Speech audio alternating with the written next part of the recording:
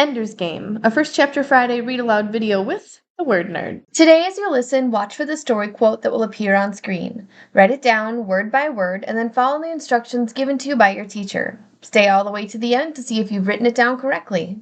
All month long, I'm going to be focusing on books that have the word game in the title.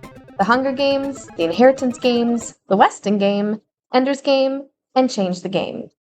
One last thing before we get started, I want to give a shout out to Mrs. Meehan and Mrs. Foreman's 6th graders at Lakes Elementary in Coeur d'Alene, Idaho. Thanks so much for being here for this First Chapter Friday video. Hey, my name is Amanda Zieba. Welcome to my channel Learning with the Word Nerd and another First Chapter Friday video. I will apologize, there might be a few sniffles that sneak their way into this video. I'm a bit sickish, but I haven't missed a week in 3 years, and I'll be darned if we're going to start now. So let's dive into Ender's Game by Orson Scott Card. This is another book with the word game in the title, like I'm doing for all of March 2023. And before we read, I just want to give a little tiny bit of a warning.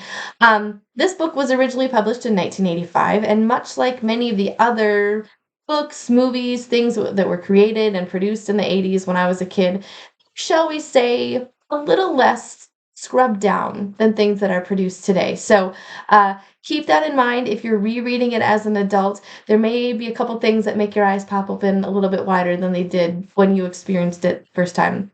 That being said, everything's totally appropriate, and it's a great book. I just want to let you know that I had some of those thoughts and experiences while reading, might as well.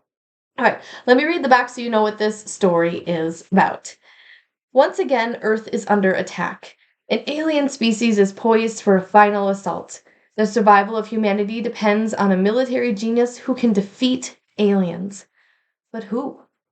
Ender Wiggin. Brilliant, ruthless, cunning, a tactical and strategic master. And also, a child. Recruited for military training by the world government, Ender's childhood ends the moment he enters his new home, Battle School.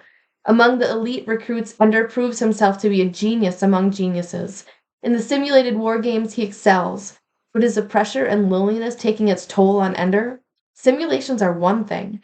How will Ender perform in a real combat? After all, Battle School is just a game, right? Ender's Game, Chapter 1, 3rd. I've watched through his eyes, I've listened through his ears, and I tell you he's the one. Or at least as close as we're going to get. That's what you said about the brother. The brother tested out impossible for other reasons, nothing to do with his ability. Same with the sister, and there are doubts about him. He's too malleable, too willing to submerge himself in someone else's will. Not if the other person is his enemy. So what do? Surround him with enemies all the time? If we have to. I thought you said you liked this kid. If the buggers get him, they'll make me look like his favorite uncle. All right.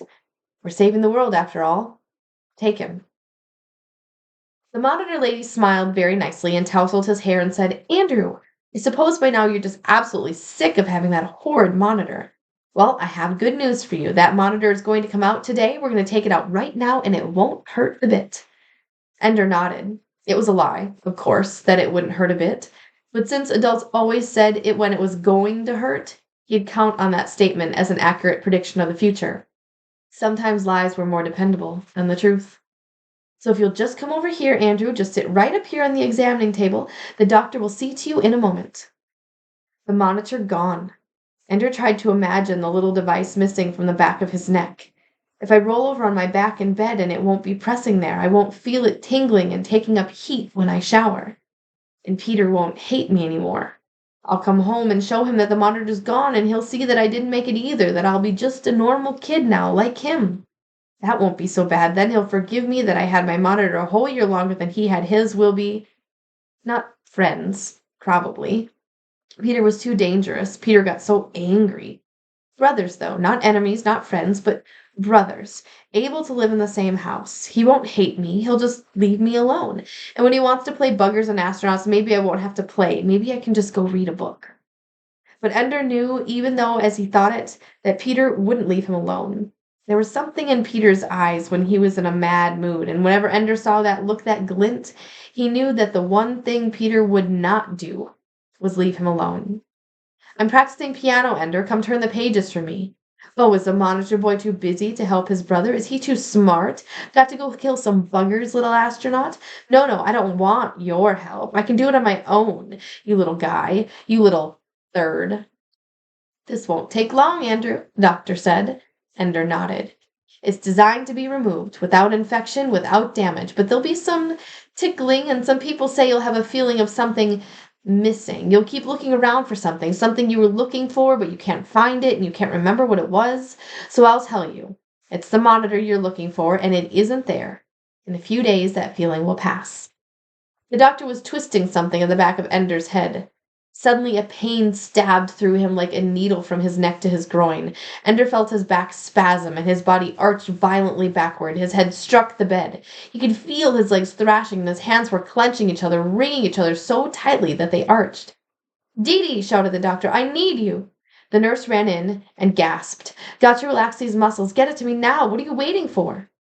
Something changed hands. Ender could not see. He lurched to one side and fell off the examining table. "Catch him!" cried the nurse.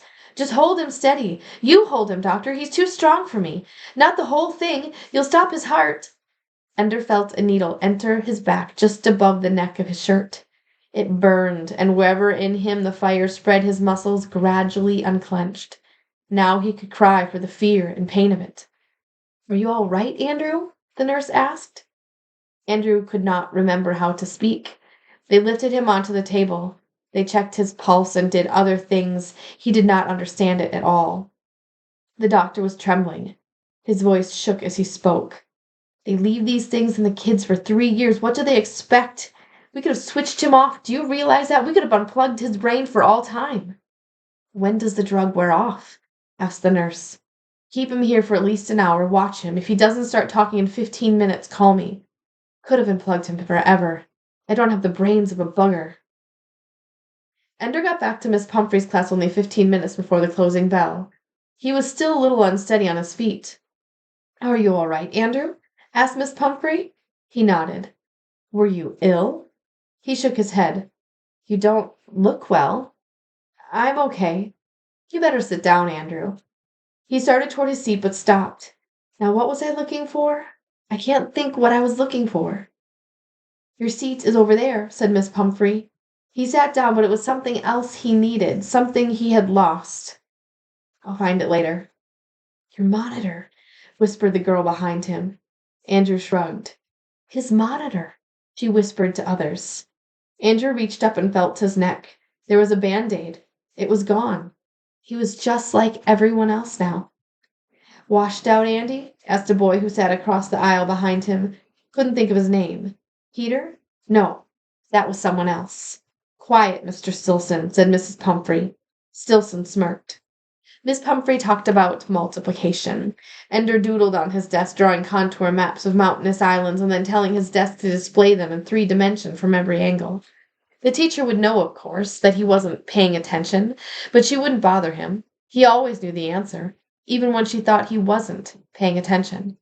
In the corner of his desk a word appeared and began marching around the perimeter of the desk. It was upside down and backwards at first, but Ender knew what it said long before it reached the bottom of the desk and turned right side up. "Third." Ender smiled. He was the one who had figured out how to send messages and make them march. Even as his secret enemy called him names, the method of delivery praised him. It was not his fault he was a third. It was the government's idea. They were the ones who authorized it. How else could a third like Ender have gotten into school? And now the monitor was gone. The experiment entitled Andrew Wiggin hadn't worked out after all. If they could, he was sure they would like to rescind the waivers that had allowed him to be born at all. It didn't work, so erase the experiment. The bell rang. Everyone signed off their desks and hurried to type in reminders to themselves. Some were dumping lessons or data into their computers at home. A few gathered at the printers while something they wanted to show was printed out. Ender spread his hands over the child-sized keyboard near the edge of the desk and wondered what it would feel like to have hands as large as a grown-up's. They must feel so big and awkward. Thick stubby fingers and beefy palms. Of course they had bigger keyboards, but how could their thick fingers draw a fine line the way Ender could? A line so precise that he could make it spiral 79 times from the center edge of the desk without the lines ever touching or overlapping. It gave him something to do while the teacher droned on about arithmetic. Arithmetic. Valentine had taught him arithmetic when he was 3. Are you all right, Andrew? Yes, ma'am. You'll miss the bus. Ender nodded and got up. The other kids were gone. They would be waiting, though. The bad ones. His monitor wasn't perched on his neck, hearing what he heard and seeing what he saw. They could say what they liked. They might even hit him now. No one could see them anymore, and so no one would come to Ender's rescue. There were advantages to the monitor, and he would miss them. It was Stilson, of course. He wasn't bigger than the other kids, but he was bigger than Ender, and he had some others with him. He always did. Hey, Third. Don't answer. Say nothing. Hey, Third, we're talking to you. Hey, Third, you bugger lover, we're talking to you. Can't think of anything to answer. Anything I say will make it worse, so say nothing. Hey, Third. Hey, Turd, you flunked out, huh? Thought you were better than us, but you lost your little birdie, Third. You got a Band-Aid on your neck. Are you going to let me through? Ender asked. Are we going to let him through? Should we let him through? They all laughed. Sure, we'll let you through, but first we'll let your arm through, and then your butt through, and then maybe a piece of your knee. The others chimed in now. Lost your birdie, 30. Lost your birdie, 30. Stilson began pushing him with one hand. Someone behind, then someone pushed him towards Tilson. Seesaw, Marjorie draw, somebody said. Tennis, ping-pong. This would not have a happy ending, so Ender decided that he'd rather not be unhappiest at the end. The next time Stilson's arm came out to push him, Ender grabbed it. He missed. Oh, you gonna fight me? Gonna fight me, 30? The people behind Ender grabbed at him to hold him. Ender did not feel like laughing, but he laughed. You mean it takes this many of you to fight 1/3? We're people, not thirds, turd face. You're about as strong as a fart. But they let go of him, and as soon as they did, Ender kicked out high and hard, catching Stilson square in the breastbone. He dropped. It took Ender by surprise. He hadn't thought to put Stilson on the ground with one kick. It didn't occur to him that Stilson didn't take a fight like this seriously, that he wasn't prepared for a truly desperate blow. For a moment the others backed away and Stilson lay motionless. They were all wondering if he was dead. Ender, however, was trying to figure out a way to forestall vengeance, to keep them from taking him in a pack tomorrow. Have to win this now and for all time, or I'll fight it every day and it will get worse and worse. Ender knew the unspoken rules of manly warfare, even though he was only 6. It was forbidden to strike an opponent who lay helpless on the ground. Only an animal would do that. So Ender walked to Stilson's supine body and kicked him again, viciously in the ribs. Stilson groaned and rolled away from him. Ender walked around and kicked him again in the crotch. Stilson could not make a sound, only he doubled up and tears streamed out of his eyes. Then Ender looked coldly at the others.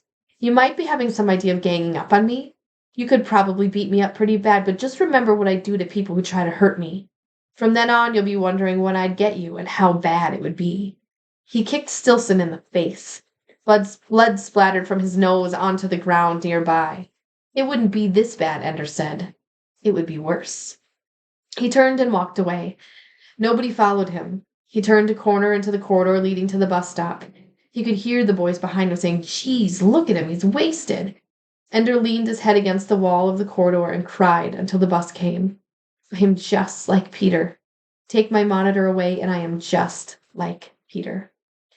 If you want to find out what happens next to Ender and the buggers and the battle for saving the world, pick up a copy of Ender's Game. And I'll see you again next time for another First Chapter Friday video. Happy reading! To continue reading Ender's Game by Orson Scott Card, pick up a copy from your school library, purchase one from a local indie bookstore, or grab it via the link in the description box. Then be sure to check out the rest of the playlist. I have over 100 middle grade and young adult titles waiting for you. This week's mystery quote says, Perhaps it's impossible to wear an identity without becoming what you pretend to be. Thanks so much for stopping by my channel, Learning with the Word Nerd. I hope I'll see you again for another First Chapter Friday video. Be sure to check out these other places online for more great content. See you again next time, and happy reading.